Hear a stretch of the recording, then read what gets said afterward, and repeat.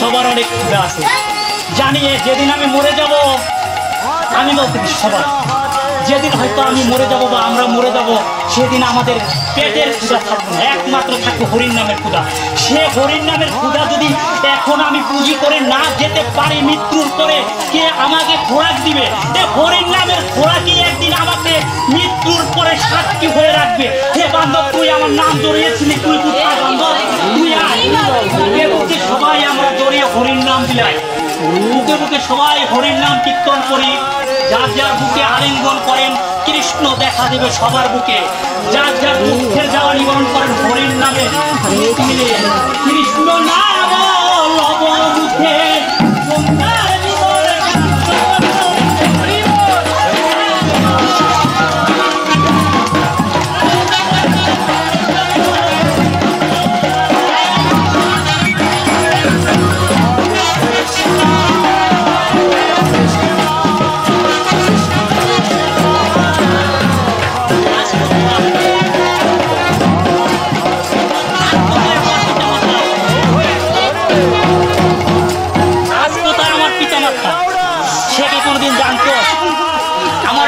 সন্তানের দিন এই কৃষ্ণ নামের প্রতীক হয়ে নাম প্রচার করবে, এই ধুলায় আলিঙ্গন করবে, তারা জানতো না।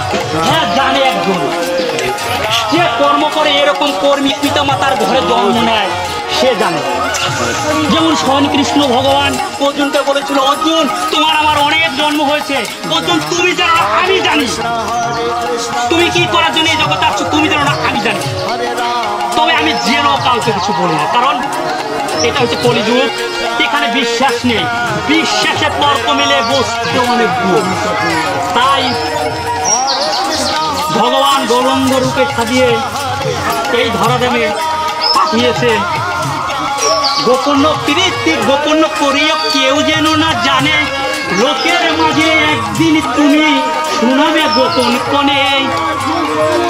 কন্যাকে শোনায় কৃষ্ণ নাম শোনায়। আজকে খেয়াল করেন কিছু সময়ের আগে শ্রীকৃষ্ণ আর এই রূপে শ্রীকৃষ্ণ এক কিনা না, আমি আজ ডাইরেক্ট ধরাই দিচ্ছি। এখন গোলক ধাম আবির্ভূত হয়েছে, এখানে সে আবির্ভূত হয়েছে আমার দেহের মাঝে, তার মাঝে এক প্রকার হয়ে গিয়েছে। কেউ জানে না, কেউ জানে না, একমাত্র সেই জানে। কারণ আমার গুরুদেব মণিপাগল আসার প্রয়োজন ছিল না, সে আসছিল কিসের জন্য, কিসের জন্য আসছিল? আমার কাছে কোনো আত্মীয়তা নাই, আমারও পরমাত্মীয় এ জগতে যারা আছেন সবাই আমার আত্মীয়। কারণ আমি যদি নামের সুযোগ সবার কর্ণে পৌঁছাতে না পারি, তাহলে আমার এই মানব জীবন জন্ম নেওয়াই বিফলে যাবে, এই মানব জন্মই বিফলে যাবে। তাই আজ আপনারা এখানে যারাই আসছেন, আমি আজ কথা দিয়ে গেলাম, আপনাদের মৃত্যুর পরে এবং আগে এই মুহূর্তে যারা যে অবস্থানে আছেন, তাদের দায়িত্ব আমার ওই স্বয়ং জগন্নাথ দেব নিল।